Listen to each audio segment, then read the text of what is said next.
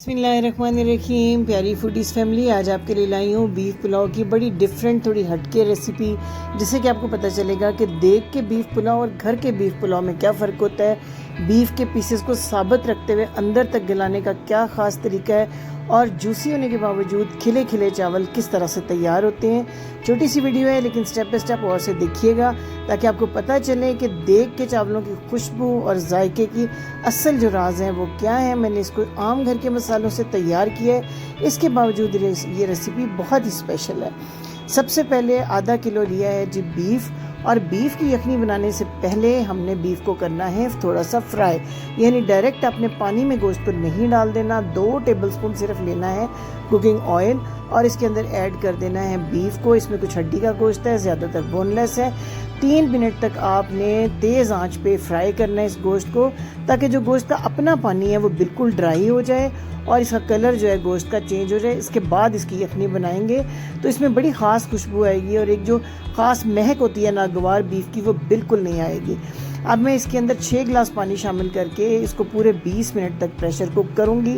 Pressure cook करने से पहले ऐड करेंगे 2 तेज़पात, 1 टुकड़ा जावित्री का, 6 लौंग, 3 अदद बड़ी इलायची, 2 स्टिक दालचीनी की, ख़ास चीज़ पीपली यानी लौंग पेपर जिसको कहते हैं, काली मिर्च 1 अदद, 2 टेबलस्पून खुश्क धनिया और 2 टेबलस्पून सौंफ।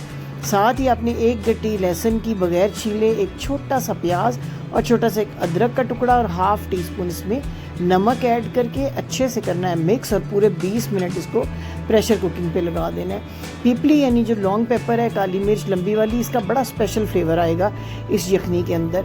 अगर आप इसको प्रेशर कुकर के बगैर बना रहे हैं तो 40 से 45 मिनट ढाँप के हल्की आंच पे इसको बनाएं, इतने में गोश्त अच्छा गल जाएगा।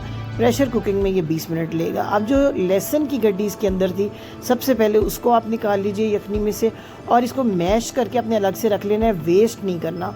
इसको मैश करके थोड़ा सा पानी डाल के घोल लेना है पानी के अंदर, इसको अलग से रख लेना है। मैं आपको बताऊंगी कि आगे हम इसको कैसे यूज़ करेंगे। इसके बाद गोश्त जो हमारा बहुत अच्छा गल चुका हुआ है यखनी से, उसको अलग कर लेंगे और छान के यखनी जो है उसको अलग रख लेंगे। अब जी हम पैन दूसरा एक ले लिया है, उसके अंदर मैं 2 जो बड़े पकाने वाले चम्मच है कुकिंग ऑयल ले रही हूँ। 2 मीडियम साइज़ के प्याज बारीक स्लाइस करके डालने हैं और इनको बड़ा अच्छा हमने ब्राउन करना है, यानी जैसे कोरमे के लिए हम ब्राउन करते हैं उससे भी ज़्यादा ब्राउन करना है ताकि बहुत अच्छा कलर निकाल सकें हम प्याज का।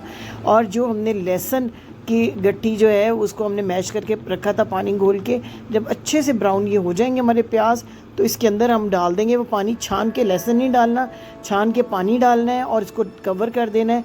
इस मौके पे मेरा कैमरा हो गया था स्टक और मैं आपको प्याज़ों के अंदर वो पानी डालते नहीं दिखा सकूँगी। देखिए कितने अच्छे ब्राउन हो रहे हैं। अभी थोड़े मज़ीद हम इनको ब्राउन करेंगे और फिर जो है लहसुन का पानी डालते ही ढक देंगे। इसको ढक दिया है मैंने इसको, इससे बड़ी प्यारी लहसुन के तड़के की खुशबू आएगी और कलर भी बहुत प्यारा प्याज़ों का निकल आएगा इसके अंदर।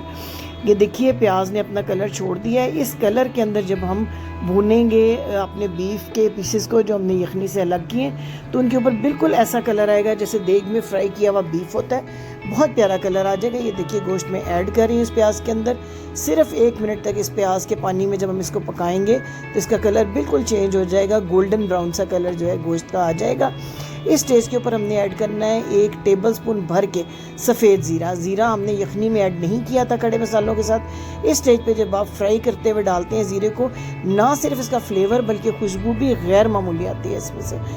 1 मिनट तक फ्राई करेंगे इसको अच्छे तरीके से। इसके बाद मैं ले लूँगी 2 अदद टमाटर, उनके मैंने छिलके उतारे हुए हैं, मोटा मोटा काट लिया है। 2 हरी मिर्चें काट ली हैं, इनको 1 से 2 मिनट फ्राई करेंगे। फिर इसके अंदर हम ऐड करेंगे अपने पाउडर मसाले। नमक जो है आधा टीस्पून तो हमने यखनी में ऐड कर दिया था। 2 गिलास चावलों से बना रही हूँ मैं ये पुलाव, तो मैं इसके अंदर 2 टीस्पून भर के नमक के शामिल करने हैं। आधा टीस्पून यखनी में डाला था, 1.5 मैंने अब डाल दिया। 1 टीस्पून भर के सुरख मिर्च, 1 टीस्पून भर के सूखे धनिया का पाउडर, खुश्क धनिया पाउडर डाल दिया है। अब इन मसालों के साथ टमाटर के साथ पूरे 5 मिनट इसको खूब अच्छे से फ्राई करना है हमने गोश्त को, ताकि मसाले जो है उनका कच्चापन भी चला जाए और गोश्त के अंदर अच्छा सा फ्लेवर भी आ जाए। टमाटर का भी यहाँ 3 अदद हरी इलायची खुशबू के लिए आपने तोड़ के डाल देनी है। और इसके बाद अच्छी तरह फेंटा हुआ जो दही है, ताज़ा दही आधा कप, वो हम डालेंगे और तब तक भूनेंगे जब तक इस दही का पानी भी खुश्क ना हो जाए और ऑयल बिल्कुल सेपरेट ना हो जाए। दही डालने से जो है चावल बड़े जूसी तैयार होते हैं, बहुत मज़ेदार, एंड तक ये नहीं वो जूसी रहते हैं। देख सकते हैं आप कितना प्यारा कलर आ गया है बीफ के ऊपर। मेरे चैनल के ऊपर जितनी भी रेसिपीज़ हैं आम घर के मसालों से तैयार की जाती हैं। यहाँ पर मैंने 3 हरी मिर्चों को कट लगा के डाला है, 1 टीस्पून गरम मसाला पाउडर भर के डाल दिया और अब 3.5 गिलास यखनी मैंने इसमें डाल दी है। अब यहाँ पे आपने पूरा 1.5 टेबलस्पून नींबू का जूस इसमें ऐड करना है। इससे आपके चावल जुड़ेंगे नहीं बिल्कुल, और खुशबू भी बहुत अच्छी आएगी। अब ये चावल जो आधा घंटा पहले मैंने धो के भिगो दिए थे, आम बासमती चावल हैं, 2 गिलास हैं, मिक्स कर दिए हैं। 10 मिनट तक कवर करके कुक करेंगे। 10 मिनट में ये तकरीबन 80 to 85% बन गए हैं। अब जी हमने इनको देना है दम, और दम देने से पहले हम इसके अंदर 1 टीस्पून काली मिर्च साबुत जो है वो शामिल करेंगे। थोड़ा सा ऑरेंज फूड कलर डाल के पूरे 20 मिनट कपड़े का दम दे के बिल्कुल दम वाली आंच के ऊपर इसको रख देंगे। और 20 मिनट के बाद आप चेक करेंगे कि इसकी क्या लुक आती है। देखें क्या खूबसूरत लुक है, एक एक दाना जो है खिला हुआ है, और इसकी खुशबू, इसका टेस्ट, जिस हिसाब से मैंने मसाले डाले हैं बिल्कुल यही रेशो, यही तरतीब रखें। और फिर देखें कि आप घर बैठे बिल्कुल पूरे मोहल्ले में खुशबू जाए, पूरे घर में खुशबू, और सब आपसे पूछेंगे कि आज घर में क्या बना है, और इस रेसिपी को लोग आपसे मांग मांग के बनाएंगे। देख सकते हैं कितना खिला हुआ। ये देखें बीफ का एक भी पीस टूटा नहीं है, लेकिन इसके बावजूद ये कितना गला हुआ है। मैं इन पे आपको सर्व करके प्लेट में डाल के दिखाऊंगी कि किस तरह एक एक रेशा जो है बीफ का गला है। मुझे उम्मीद है कि आपको ये रेसिपी ज़रूर पसंद आई होगी। तो मेरी आपसे रिक्वेस्ट है कि आपने चैनल को सब्सक्राइब भी करना है और बेल आइकन को ज़रूर प्रेस करना है, ताकि हर 2 दिन बाद जो घर के मसालों से बनने वाली शानदार आम रोज़मर्रा में काम आने वाली रेसिपीज़ हैं वो हम आपको देते हैं, और वो भी घर के मसालों से तैयार करके। तो अपने बेल आइकन को भी प्रेस करना है, लाइक और शेयर भी ज़रूर करना है अपने प्यारों के साथ इस वीडियो को, ताकि वो तमाम लोग जो इससे फ़ायदा उठाएं आपको अपनी दुआओं में याद रखें।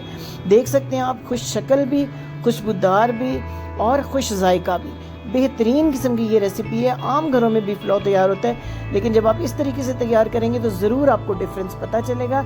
अपने कमेंट्स में अपना हेल्दी फीडबैक भी मुझे ज़रूर दीजिएगा, ताकि मुझे पता चले कि आपको ये रेसिपी कितनी पसंद आई है। ट्राई करके मुझे बताइएगा कि कैसी तैयार हुई है रेसिपी। इस ज़मन में कोई फरमाइश हो तो वो भी लिख भेजिएगा। वॉच करने के लिए आपका बेहद शुक्रिया। मेरे चैनल पर इसके अलावा भी पुलाव और बिरयानी की बेशुमार रेसिपीज़ हैं। मेरी फूडीज़ फैमिली जिस तेज़ी से बढ़ रही है, ये सब आपकी सपोर्ट का नतीजा है। अल्लाह ताला का ख़ास करम है। तो मैं चाहती हूँ कि इसी तरीके से आप मुझे सपोर्ट करते रहें, अपनी फरमाइशें, अपने प्यारे प्यारे कमेंट्स मुझ तक पहुँचाते रहें, और मैं भी आपके लिए ये कोशिश करती रहूँ। Thank you for watching. Allah हाफिज़।